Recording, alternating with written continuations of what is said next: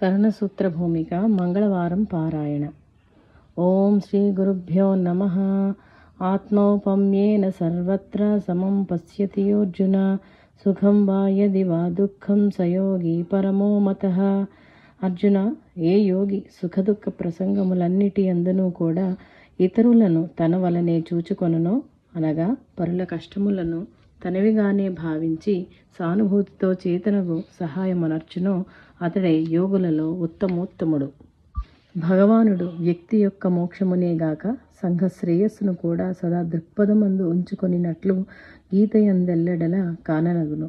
తాను ఆత్మానుభూతి నుండి తరించుటయే కాక లోక వ్యవహారములందు పరుల కష్ట సుఖములను తనవిగానే భావించి ఇతరుల ఎడల ఎట్లు ప్రవర్తించవలెనో అట్లే తాను ఇతరుల విషయమై వర్తించుట గీత యొక్క ఆశయము. ఆత్మానందమందు నిమగ్నుడై తనను ప్రపంచమును మరిచియుండు యోగి కంటే సంఘశ్రేయమును కాంక్షించుచు ఇతరుల మేలుకై పాటుపడు యోగి సర్వోత్కృష్టుడు. ఆత్మానుభూతి గలవానికే ఆత్మౌపమ్య దృష్టి అలవడును. అట్టివానికి విశ్వమానవ సౌభ్రాతృత్వము ఆకాశ సౌధము కాక ఆచరణ సాధ్యమగును.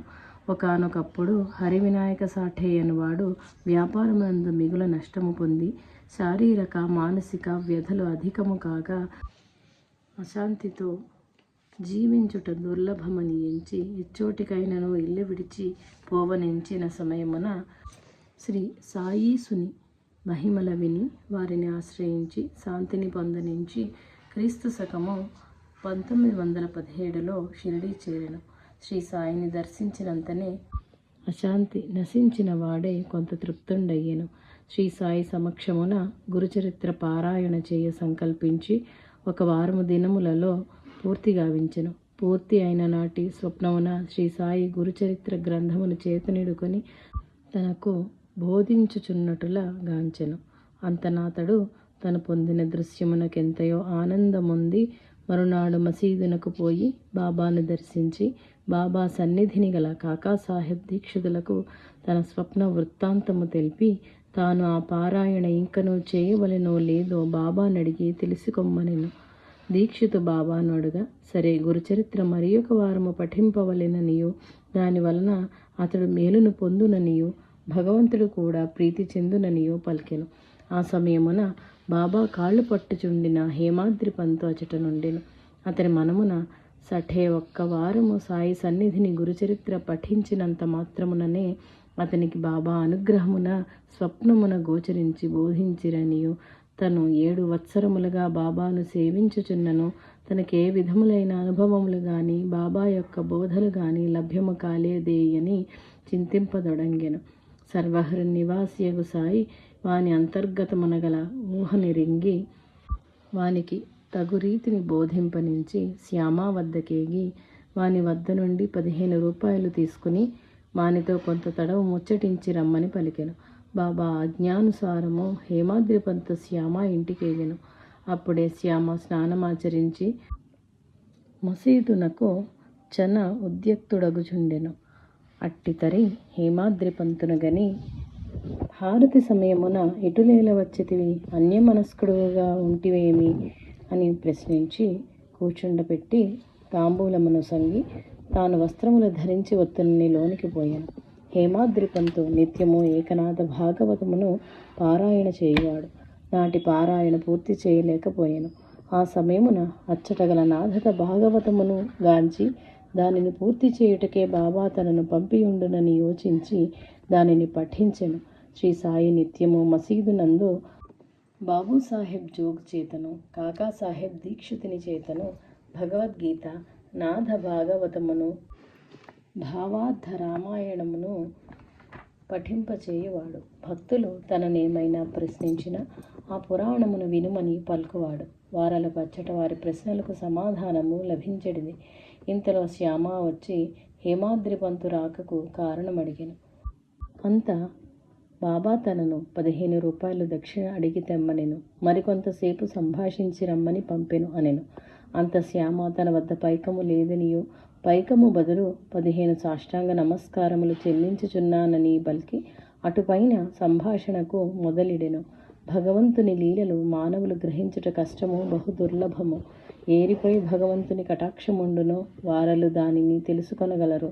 ఆ కటాక్షమెటుల లభ్యమగుననిన పరిపూర్ణ విశ్వాసముతో తాను ఆశ్రయించిన వాడు తన్ను తప్పక ఉద్ధరించునని, అందుకు సందేహము లేదని మనస్సునందు దృఢముగా విశ్వసించవలెను. ఎట్టి పరిస్థితి యందు సంశయము ఉండరాదు. వారలు తమ్మాశ్రయించిన జీవులకు ఎప్పుడు ఎక్కడ ఏరి ద్వారా ఏమి బోధింపవలెనో వారు అప్పుడు అక్కడ వారి ద్వారా దానిని తెలుపుట చేయుదురు. వారి బోధనా పద్ధతులు కూడా ఒక రీతిని అనుసరించి ఉండవు. అనేక విధముల బోధింతురు. నిన్ను నా దరికి పంపుటకు కూడా ఏదియో కారణము ఉండి ఉండవనోపును. ఒకానొకప్పుడు రాధాబాయి దేశ్ముఖ్ నామె బాబా వద్ద మంత్రోపదేశమును తదితర విషయములు ఎన్నో గ్రహింప సంకల్పించి వచ్చి ఉండెను. బాబా ఆమెను చూచి చూడనట్లు ఊరకుండెను. అట్టితరి ఆమె ఉపవాస దీక్ష పూని కృశింపదొడంగినది. బాబా ఆమెకు ఇట్టి ఉపవాసములతో ఏల శుష్కించదవు, శరీరమును ఏల హింసించి శుష్కింపచేతువు, ఓరిమితో నమ్మకముతో సేవించిన వారికి తప్పక ఫలితము లభించునని చక్కని రీతిని బోధించిరి. ఇట్లని శ్యామ తెల్పగానే సఠే విషయమై తనకు కలిగిన భావనను గ్రహించి తనకు బోధించుటకై ఇచ్చటికి పంపినని గ్రహించెను. వెంటనే వారిరువురు హారతి సమయముగుటచే మసీదునకు పోయిరి. అంత హేమాద్రి పంతున శ్యామ ఏమని పలికినాడనెను. అచ్చటి విషయములెల్లా బాబాకు తెలిపి తన సంశయమును బాసి శాంతుడనైనానని పలుకుచు బాబా పాదములపై వాలి మొక్కెను. అంత బాబా వానికి ఈ విధమున బోధించిరి. నీవు నిష్కామ కర్మల చేయుచు సర్వజీవరాశుల యందును భగవంతుని ధ్యానింపుము. ధ్యానము వలన యోచనలన్నిటినీ దూరము చేసి అంతర్ముఖుడవై బ్రహ్మమును ధ్యానింపుము. అభ్యాసముచే అనుభవ జ్ఞానము లభించును. గురువు శిష్యునికి దృష్టి మాత్రమున సంకల్ప మాత్రముననే జ్ఞానబోధన నరించును. ఇట్లు తెల్పగానే హేమాద్రి పంతు పరవశత నుండి మహానంద భరితుడాయను. ఇంతలో హారతి సమాప్తి కాగా బాబాకు కలకండ నైవేద్యమిడిరి. దానిని వెంటనే హేమాద్రి పంతున కొసగి, ఈ కలకండ వలనే నీ స్థితి ఎల్లప్పుడూ తీయగా సుఖముగా నుండునని దీవించెను. ఆత్మారాముని భార్య వంకాయ వేపుడు కూర, వంకాయ పెరుగు పచ్చడి, కోవా బాబాకు నైవేద్యమిడ సంకల్పించెను. భక్తుల సంకల్పములను భగవానుడు ఏ విధముగా నెరవేర్చునో గమనింతము. ఒకనాడు బాంద్రా నివాసియగు రఘువీర భాస్కర పురందరుడు అతని భార్యతో బాబాను దర్శించుటకై షిరిడీ పోవుచుండెను. అంత ఆత్మారాముని భార్య 2 పెద్ద వంకాయలను పురందరుని భార్య కొసగి వాటిని వేపుడు పెరుగు పచ్చడి చేసి బాబాకు నివేదనమిడి తినిపింపుమని కోరెను.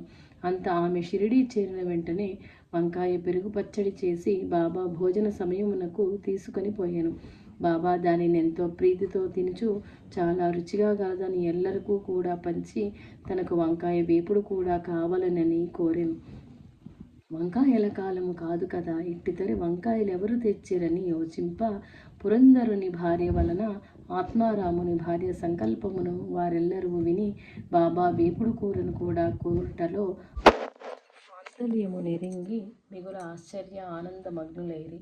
వేపుడు కూర కూడా చేసి బాబాకు నైవేద్యమిడిరి. క్రీస్తు శకం 1915లో డిసెంబర్ నెలలో గోవింద బలరాం మంకడ్ తన తండ్రి ఉత్తర క్రియల జరుపు నిమిత్తము షిరిడీ పోవచ్చు ఆత్మారాముని ఇంటికేగెను. అంత ఆత్మారాముని భార్య బాబాకేది అయినను అతని ద్వారా పంపుదమని ఇల్లంతయు వెదుక నైవేద్యమిడిన కోవా మాత్రము లభ్యమాయెను.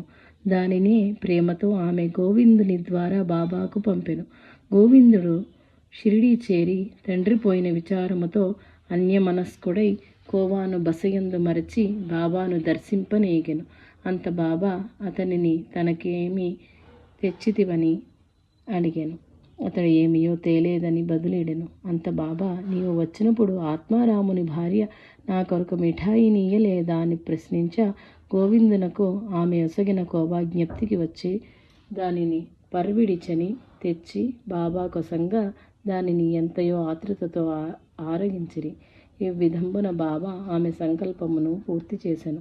ఒకప్పుడు హాజీ సిద్దిక్ ఫాకే అనే మహమ్మదీయుడు అతి భక్తియుతుడు షిరిడీ చేరి బాబాను దర్శించి సేవింపగోరెను.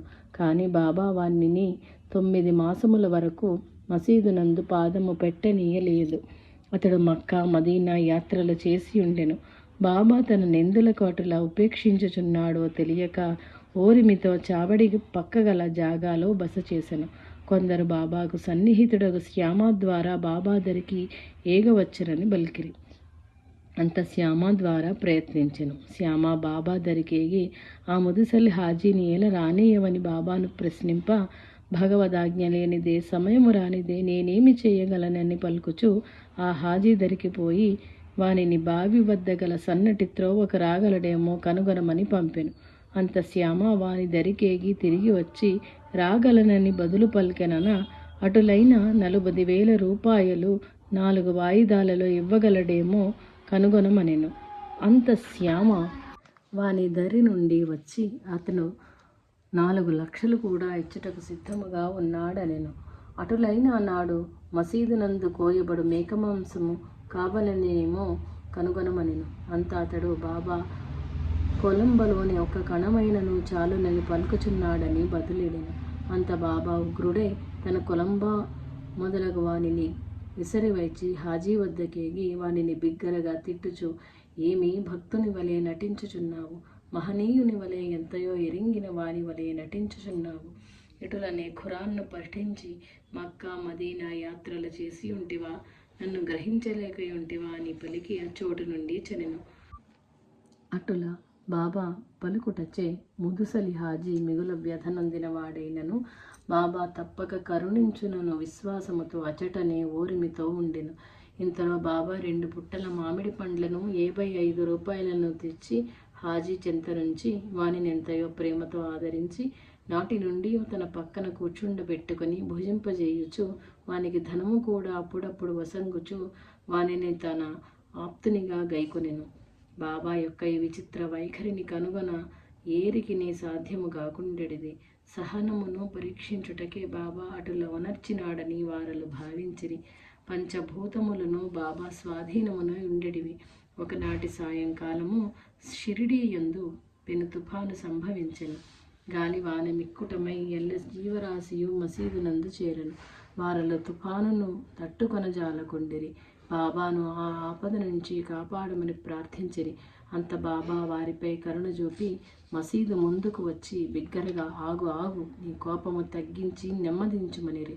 కొలది నిమిషములలో గాలివాన తగ్గి ప్రశాంత వాతావరణము ఏర్పడెను. షిరిడీ అందరి జీవులెల్లరూ సంతోషించిరి. ఒక పరి మెట్ట మధ్యాహ్నము ధునియందరి మంటలు విపరీతమై పైకప్పును చేరుచుండెను. బాబా దరిని కూర్చున్న వారలు మిగుల ఆతృత చెందిరి.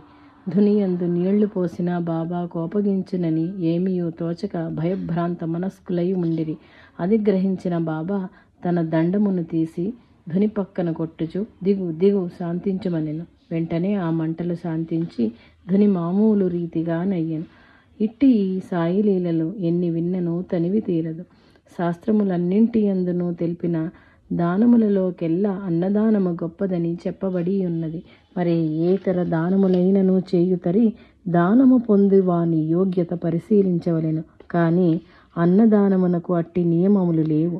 ఎట్టి వానికైనను ఎట్టి పరిస్థితులలోనైనను ఆకలిగొన్న వానికి అన్నదానము చేయవచ్చును. అన్నము పరబ్రహ్మస్వరూపము. అన్నమనగా భోజనము. అది అవసరము లేని జీవి పృథ్వీయందు లేదు. కావున అన్నదానము చాలా ప్రశస్తమైనది. బాబా తాను భిక్షాటనచే జీవించుచున్నప్పటికీ తరచూ బీదలకు అన్నదానము చేయుచుండెడివాడు. బాబా వద్ద 50 మందికి 100 మందికి సరిపడు వంట పాత్రలు ఉండెడివి. తానే స్వయముగా వండి ఎల్లరకు పెట్టుచుండువాడు. పులావును ఒక్కొక్కప్పుడు చక్కెర పొంగలిని, వేరొకప్పుడు మసాలాతో కూడిన గోధుమ ఉండలు చేసి ఎల్లరికీ పెట్టువాడు. వండుటకు వలె గోధుమలు మొదలైన సామాగ్రి తానే కొని తెచ్చి వాటిని విసరి ఎల్ల ప్రయత్నములో స్వయముగా తానే చేసుకొనిడివాడు. మంటపై ఉడుకుచున్న వంట పాత్రలో ఉన్నది ఉడికినదో లేదో గాంచుటకు చేతిని పెట్టియే చూచివాడు. ఏ తెడ్డును ఉపయోగించేడివాడు కాదు. అట్లు చేసినను ఎట్టు బాధ గాని కాలుట గాని ఉండేది కాదు. తాను వండినది ప్రీతితో తినగోరు వారికే పెట్టువాడు. తినుటకిష్టము లేని వారికి ఇడివాడు కాదు. నిర్బంధించుట గాని తినమని తెలుపుట గాని చేసేడివాడు కాదు. కానీ వేరొకప్పుడు తన భక్తులను పరీక్షించుచుండువాడు. వండిన దానిని మొదట నైవేద్యమిడి అందుండి కొంత మహల్సాపతికి తాత్యాకు ప్రసాదముగా పెట్టిన వెనుక బీదలకు, రోగులకు, వికలాంగులకు, దిక్కులేని వారికి ఎల్లరికి పంచువాడు. ఒకనాడు దాదా కేల్కారును పరీక్షింపనించి అంగడి నుండి మాంసమును కొని తెమ్మని పైకమునిచ్చెను. దాదా కేల్కారు శ్రోత్రియ బ్రాహ్మణుడు, సదాచార సంపన్నుడు అయినను బాబా వాక్కు వేదవాక్కుగా భావించువాడు. వాడు వెంటనే అంగడికి పోవ సిద్ధపడెను. అంత బాబా వానిని వారించి నౌకరకు పాండుని పొమ్మనెను. పెదప వానిని కూడా వద్దని మాంసమును నిరసించెను, మాంసాహారమును నిరసించెను. మరి ఒకనాడు దాదా కేల్కారుని వంట పాత్రలోని వంటకము ఉడికినదో లేదో చూడమనెను. అంత దాదా చూడకయే ఉడికినదని బదులిడెను. అంత బాబా త్వరితగతిని వారిని వంట పాత్ర ధరికి పోయి అతని చేతిని ఉడుకుచున్న పదార్థమునందు పెట్టి తిరిగి తీసివేచి తెడ్డును తెచ్చి ఉడికినదో లేదో చూడమని తెలిపెను. అన కాంచకయే అసత్యము పలికినందులకు వానిని శిక్షించినప్పటికీ వెంటనే వానికి అంతకు 2 రెట్లు అధికమైన ప్రేమతో చేరదీసెను. ఒకప్పుడు షిరిడీలో కలరా విపరీతముగా ఉండుటచే పంచాయతీ వారు గ్రామంలోనికి కర్రల బండి రారాదనియో మేకలను కోయరాదనియో శాసించిరి. సర్వ జగత్తులను శాసించు సాయినాథునికి ఏ శాసనములు పనికిరావు. ప్రజలెల్లరూ కట్టెలు లేక ఎంతయో బాధపడుచుండిరి. అంత బాబా ధుని కొరకు కట్టెలు కావలెనని కట్టెల బండిని మసీదుకు తెప్పించెను. బాబాను శాసించుట ఏరితరము, ఎవ్వరునూ ఏమియో అనజాలక మిన్నకుండిరి. బాబాకు ఇవి ఎల్లా మూఢాచారముగా తోచుటచే వాటిని వ్యతిరేకించెను. బాబా మసీదు అందరిది అగుటచే అచ్చటి కట్టెలను ఎల్లరూ ఉపయోగించుకొనిరి. అతి హీన దశలో ఉన్న మేకను ఒకడు మసీదుకు కొని తెచ్చెను. అట్టి తరి బాబా ధరిని బడే బాబా మాలిగాం ఫకీరు పీర్ మహమ్మద్ ఉండెను. ఈతనిని బాబా మిక్కిలి గౌరవించువాడు. తన పక్కన కూర్చుండబెట్టుకొని మొదట చిలుమును అతడు పీల్చిన వెనుక బాబా పీల్చెడివాడు. భోజన సమయమున తన పక్కన కూర్చుండబెట్టుకొని పిదప తాను భుజించువాడు. దక్షిణ రూపమున వచ్చిన పైకము నుండి దినమునకు 50 రూపముల చొప్పున బాబా ఈతనికి ఇచ్చుచుండువాడు.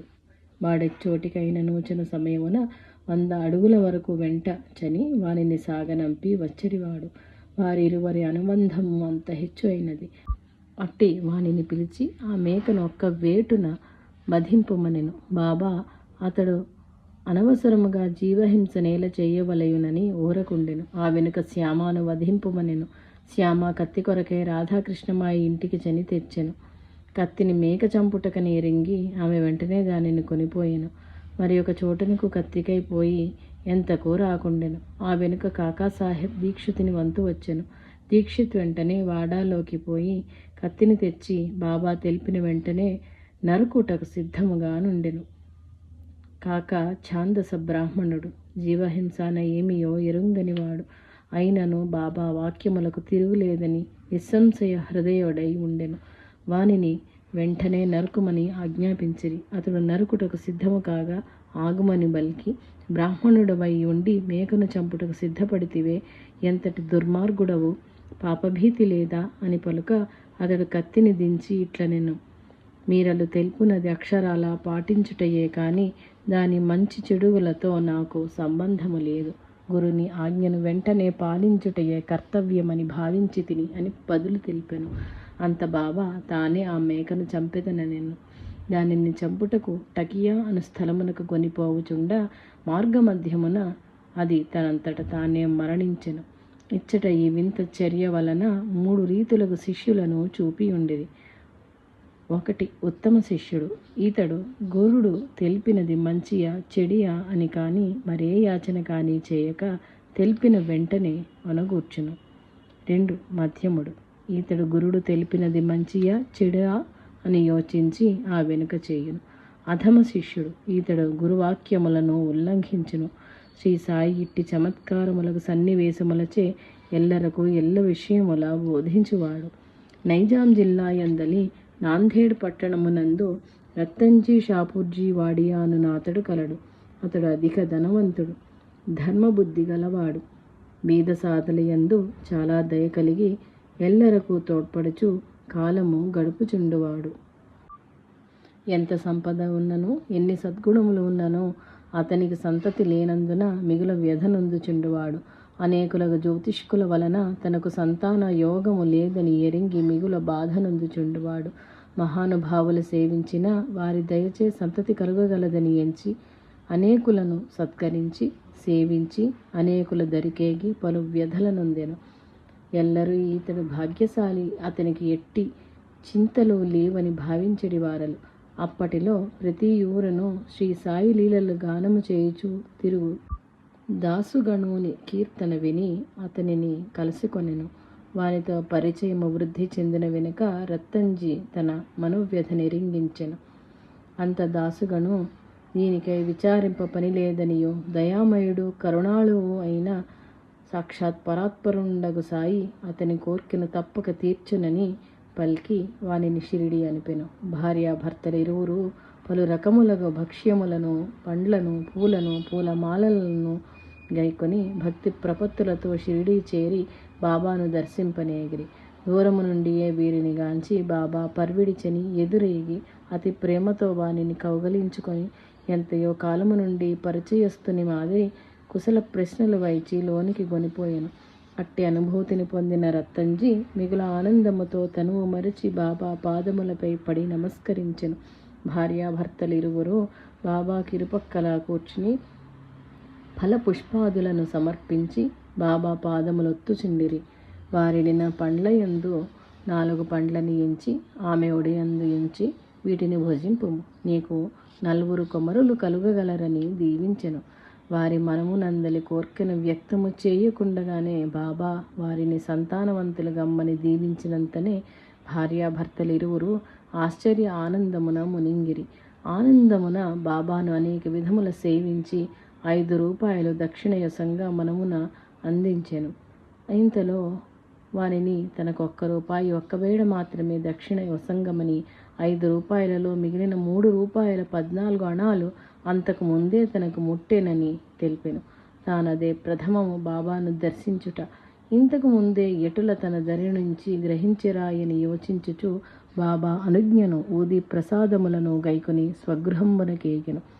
షిరిడి ఎందెల్ల విషయములో రత్తంజీ దాసుగణువుకు వివరించి బాబా నా వద్ద నుంచి ముందుగానే 3 రూపాయల 14 అణాలు గైకుంటిననిది, అదే నాకు అర్థము కాలేదు అనిను. పిదప బాగా యోచించిన వెనుక తాను షిరిడి పోవుటకు ముందు రోజున నాందేడ్ యందలి మౌలీ సాహెబ్ గారిని తాను సత్కరించినట్టులా ఆ దినము ఖర్చు సరిగ్గా 3 రూపాయల 14 అణాలు అయినట్టు జ్ఞప్తికి వచ్చి శ్రీ సాయి సర్వాంతర్యామి సర్వరూపుడని గుర్తించి ఆనందించెను. బాబా ఆశీర్వాద ఫలముచే వారికి చాలా సంతానము కలిగియు 4 కుమారులు మాత్రమే దక్కిరి. వారు ధనికుల గుటచే షిరిడి యంద నివసించుటకు ఒక బసను నిర్మించుకొనిరి. బాబా తన దరికి వచ్చు వారి నుంచి దక్షిణ కొనిడివాడు.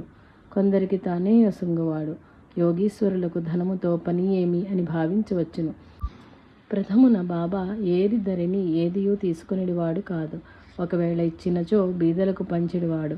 రాను రాను తన వద్దకు వచ్చేడి వారి పూర్వ జన్మముల రుణముల నెరింగి వారి వారి వద్ద నుండి పైకమును గొని ఏరి కొసంగవలెనో ఎంత యొసంగవలెనో అంతంత వారి వారికి పంచి ఇచ్చుచు వారలను రుణం విముక్తులను చేయుచుండివాడు. భగవంతుని గాని మహనీయులను గాని దర్శింపబోనప్పుడు రిక్త హస్తములతో పోరాదని ఎల్లరూ బాబాకు దక్షిణ సమర్పింప ఎవరి వద్ద నుంచి ఎప్పుడు ఎంత కొనవలెనో అంతే కొనిడివాడు. తక్కువ అయినచో తిరిగి అడుగుచుండువాడు. ఒక పరి గణపతిరావు బోడా అను నాతడు బాబా దరికేగను. వానిని మాటికి దక్షిణ అడగజొచ్చెను. అంత అతడు తన వద్ద గల ధనసంచిని బాబా వద్ద ఖాళీ చేసెను. నాటి నుండి వాని జీవితమున ధనమునకు లోటు లేకుండెను. ఒక పరి ప్రొఫెసర్ C.K. నార్కేని 15 రూపాయల దక్షిణ నిమ్మని. అంత నాతడు తన వద్ద ఏమీయూ లేదనెను. అంత బాబా నీ వద్ద ధనము లేదని తెలియను కానీ నీవు పఠించు యోగ వాసిష్టము నుండి నాకు దక్షిణ నొసంగుమనెను.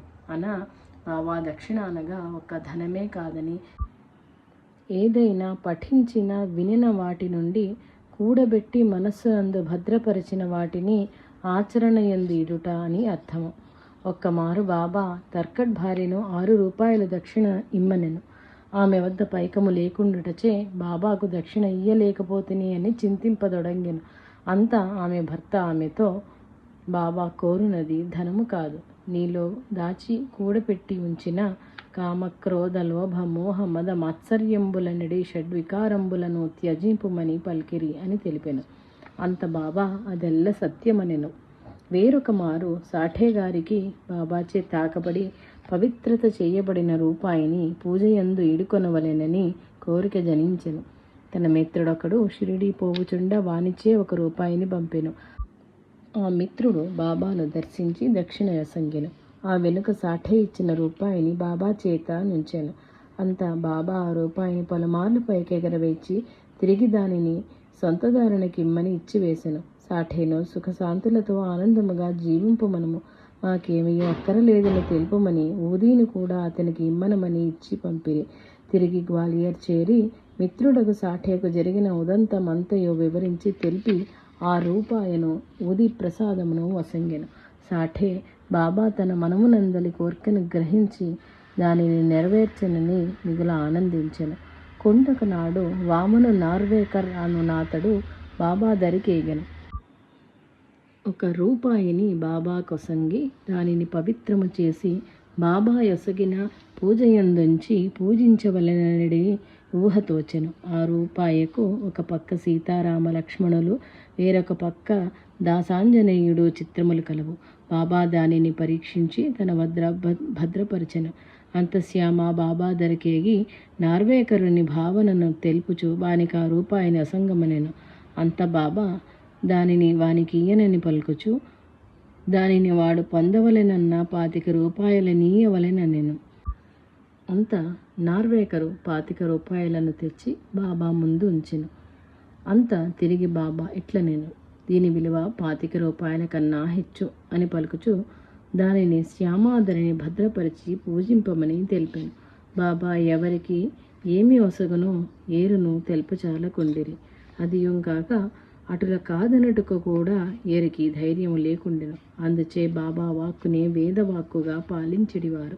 క్రీస్తు శకము 1916లో మదరాసు భజన సమాజము కాశీయాత్రకు పోవుచు మార్గమధ్యమునందు శ్రీ సాయిబాబా గలరనియో వారు తమ వద్దకు వచ్చి వారికి ధనము కూడా యొసంగుచుందురనియో విని వారెల్లరూ షిరిడీ చేరిరి. ఆ సమాజమునందు రామదాసి పంతోననాతడు, అతని భార్య, కుమార్తె, కోడలు కూడా ఉండిరి. అతని భార్య మిక్కిలి పవిత్ర హృదయము కలది, అత్యంత భక్తి శ్రద్ధలు కలది, శ్రీరాముని ఆరాధించుచుండెడిది. మిగిలిన 3 ధనమునందు మిక్కిలి వ్యామోహం కలిగి ఉండి వారు ధనము నిమిత్తమే బాబా దరికి చేరిరి. వారెల్లరూ బాబాను చేరి చక్కగా భజన గావించిరి. ఆ మరునాడు హారతి సమయమందు అతని భార్యకు బాబా శ్రీరాముడిగా దర్శనమిచ్చెను. ఆమె ఆనందాతిరేకమున తాగాంచిన దృశ్యమును భర్తకు తోడివారలకు తెలిపెను. వారల ఆమెను పరిహసించిరి, భ్రమనందితివని పలికిరి. అయినను ఆమె తన విశ్వాసమును వీడక బాబాను అత్యంత భక్తి ప్రేమలతో సేవించదొడంగెను. ఆమె భర్తకు ఆ మరునాడు ఒక విచిత్రమైన స్వప్నం అనుదించెను. అతడొక పత్తనమున పోలీసులచే బంధింపబడి జైలునందు ఉంచబడెను. ఆ కారాగారమున కావల బాబా నిలువంబడి ఉండిరి. అంత బాబా వానితో, నీవొనర్చిన కర్మ ఫలమును నీవే అనుభవించుచుంటివి, ఇది అనుభవించిన కానీ తీరదనెను. అంత అతడు ఈ జన్మమున అటుల బంధింపబడుటకు తానేమీ చేయలేదే అని పల్క, బాబా గత జన్మ ఫలమును అనుభవించుచుంటివనెను. అంత అతడు, నిన్నాశ్రయించిన నా కర్మలన్నీయూ పటాపంచలగును కానీ ఇంకనూ కర్మ ఏమి అని పలికెను. అంత బాబా, అట్టి విశ్వాసమే నీకు కలదేని కనులు మూయమనెను. బాబా యందు తనకు పరిపూర్ణ విశ్వాసము కలదని పలికి కనులు మూయినంతలో అతడు బంధ విముక్తుడయ్యాను. కానీ రక్షక భటులు రక్తసిక్తులై పడియుండిరి. అంతనాతడు మిగులు భయపడుచు బాబా దశగాంచెను. అంత బాబా వానితో, నీవు ఇప్పుడు బాగా పట్టుబడితివి, పై అధికారులను నీపే నేరము మోపి నిన్ను తప్పక బంధింతురనెను. అంత రామదాసి పంతు మిక్కిలి పశ్చాత్తాపమును ఉంది తన నేరములెల్లా క్షమించి తనను రక్షింపుమని ఎంతయో దీనముగా ప్రార్థించెను. అంత బాబా, ఇప్పటి నీ మానసిక పరిస్థితికి మునుపటి దానికి మార్పు గలదాయని ప్రశ్నించెను. అతడు మిక్కిలి వినయ విధేయతలతో తానిప్పుడు నిజముగా తెలుసుకొంటినని ఆర్తితో వేడుకొనుచుంటినని పలక, వానిని కనులు మూయమని వానిని బంధ విముక్తిని చేసి యథాస్థితికి తెచ్చెను. అంత బాబా అతని శిరముపై చేయినిడి ఏమి వలయునో కోరుకొమ్మనిరి. అతడు తన గురువగు రామదాసుని చూడకోరుచున్నాను అనెను. బాబా తానే రామదాసై వానికి దర్శనమిచ్చెను.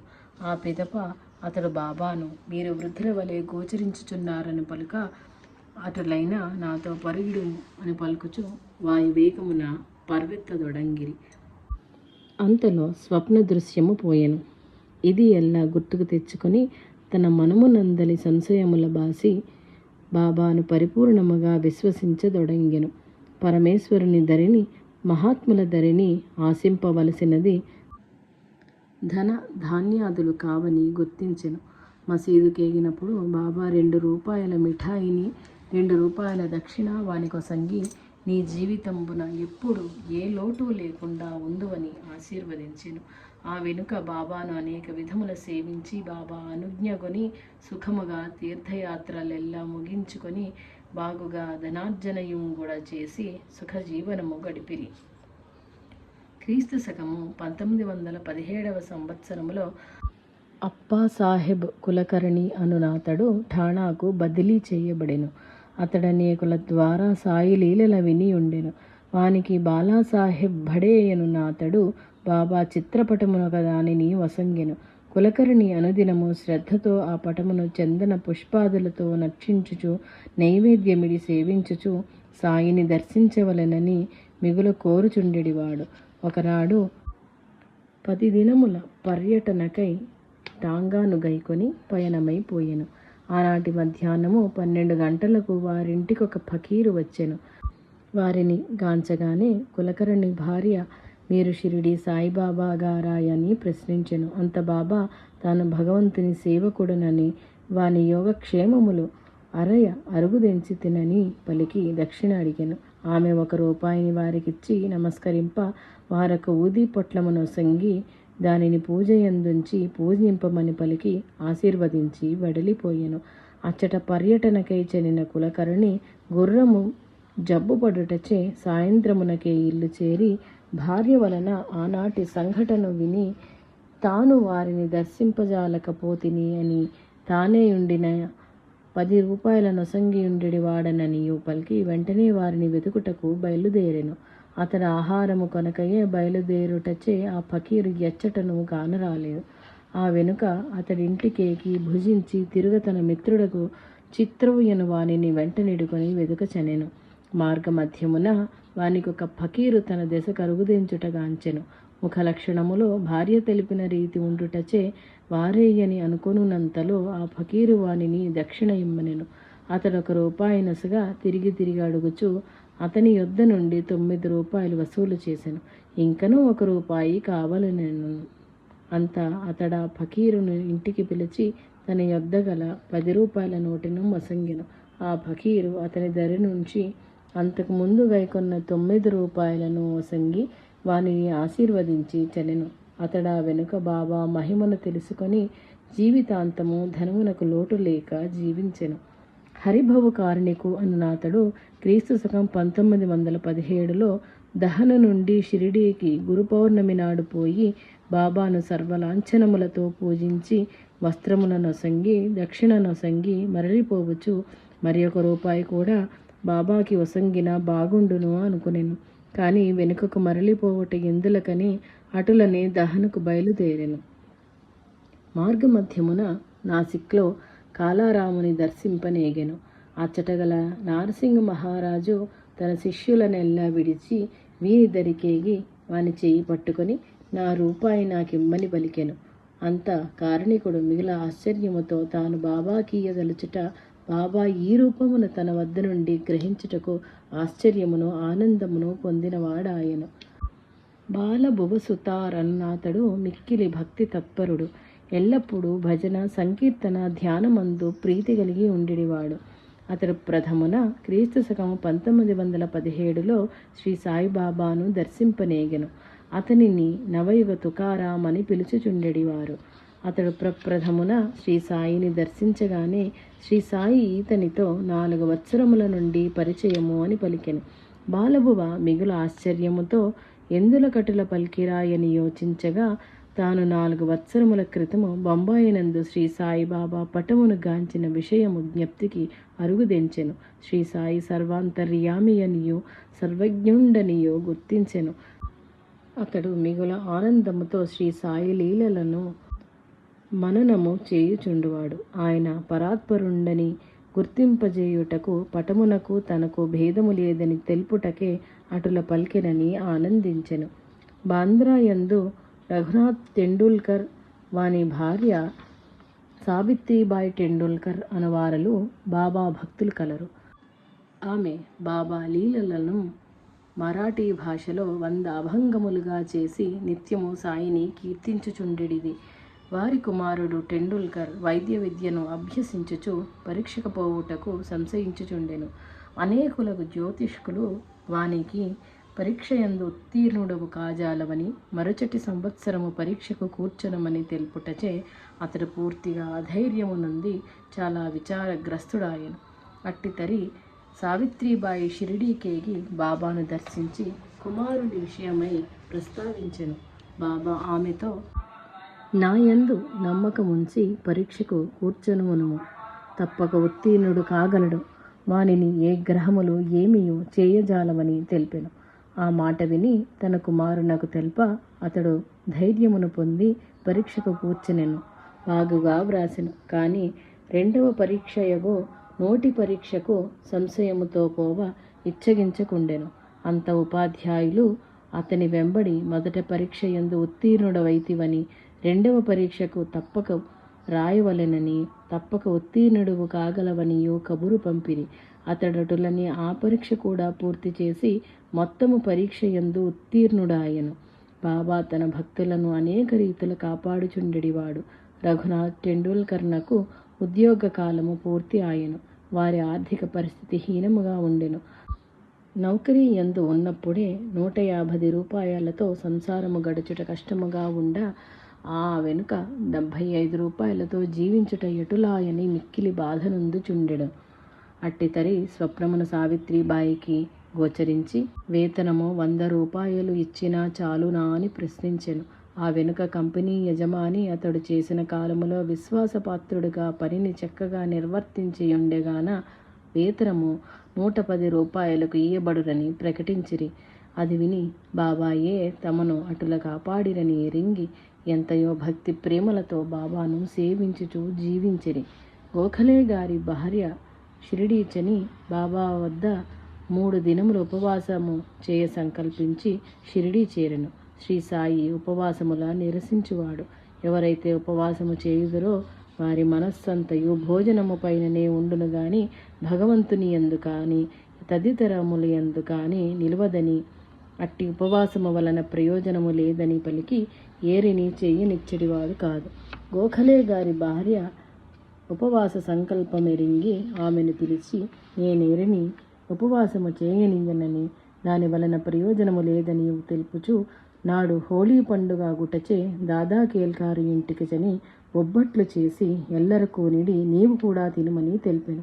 బాబా తెలిపినట్టుల చేయుట కర్తవ్యమని ఆమె దాదా కేల్కారు గృహమునకి ఏగెను. అతని భార్య వండుటకు వీలు కాకుండుటచే బాబా తెలిపిన రీతిని బొబ్బట్లు వండి ఎల్లరకు పెట్టి తా తినెను. పూనా నివాసియగు అంబేద్కర్ బాబా భక్తుడు. అబ్కారీ డిపార్ట్మెంట్లో 10 సంవత్సరములు పనిచేశాను. పిదప ఠాణా జిల్లాలోనూ జవహర్ స్టేట్లోనూ పనిచేసి తుదకు అన్నిటి నుండి విరమించి జీవనోపాధి లేక అనేక ఇడుములు పడుచు ప్రతి సంవత్సరము షిరిడీ పోయి బాబాని దర్శించువాడు.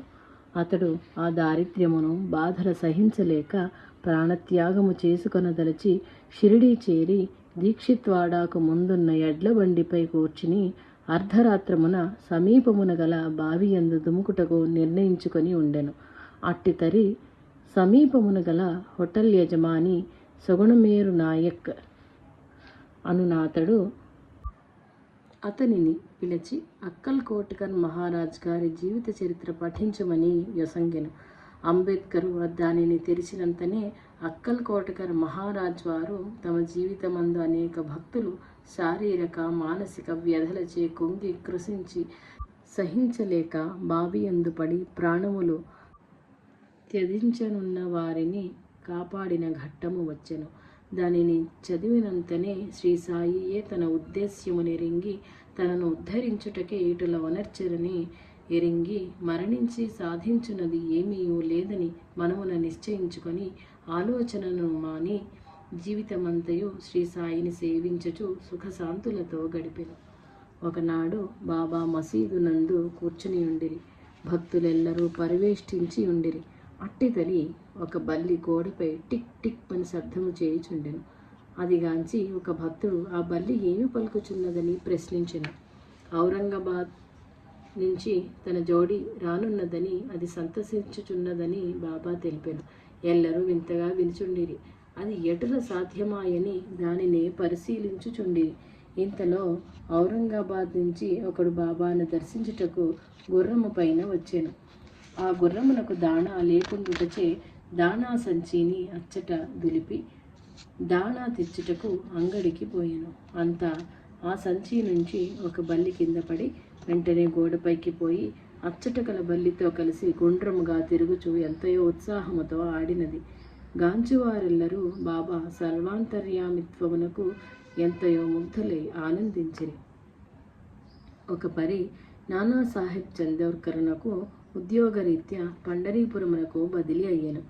అతడు మిగుల ఆనందముతో బాబాను దర్శించి వారికి ఆ విషయము తెలిపి తన విఠలుడగు బాబాను పండరీపురము రమ్మని ప్రార్థింప కుటుంబముతో సహా షిరిడీ చేరెను.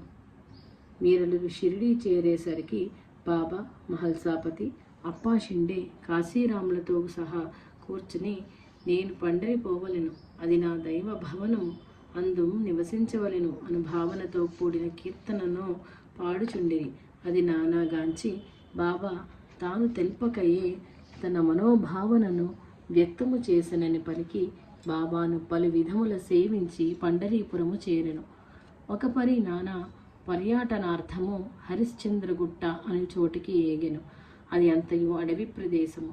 కొండలు గుట్టలతో నిండిన దట్టమైన అడవి యందు మిట్ట మధ్యాహ్నము సమయమున ఒంటరిగా తిరుగుచు మిగులు దప్పిక కొని నలుపక్కలాగాంచి ఎచ్చోటను నీటి జాడ కానక తిరిగి తిరిగి అలసి తప్పికను సహించలేక ప్రాణాపాయ పరిస్థితి నుండి తన ప్రభువకు శ్రీ సాయినాథుని అన్యథా శరణు నాస్తి అను భావనతో దీనాతి దీనముగా పిలుచుచు విలపించుచు నేల కొరిగెను. ఇంతలో ఒక భిల్లుడు వచ్చి నానాను తట్టి లేపి అతనికి సమీపముననే గల నీటి ప్రవాహమును చూపి దప్పికను తీర్చుకొనమని పలికెను.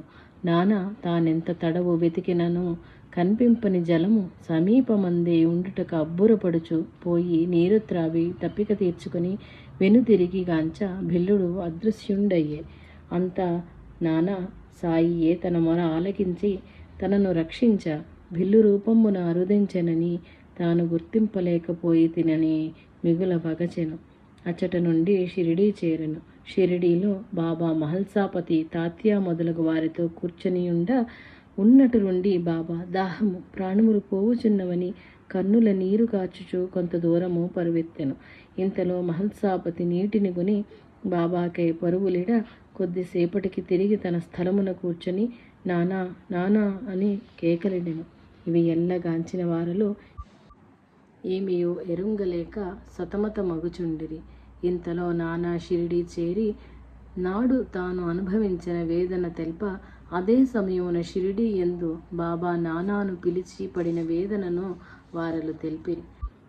అంతా వారెల్లరూ కరుణామయుడగు బాబా తన ఆశ్రితుల భక్తులను ఎల్లవేళలా కంటికి రెప్పవలే కాపాడుచుండురని బాబాను తన్మయులై కీర్తించి సేవించిరి. సమభావనతో విశ్వసోదర భావముతో సకల చరాచరములను గాంచి వాటి సుఖ దుఃఖములను తాను పంచుకొనుచు చేయదగు సాయమనర్చుట కరుణ. కరుణ సర్వమానవులను స్వాధీనమనర్చును. ఏతత్సర్వం శ్రీ సాయినాథార్పణమస్తు.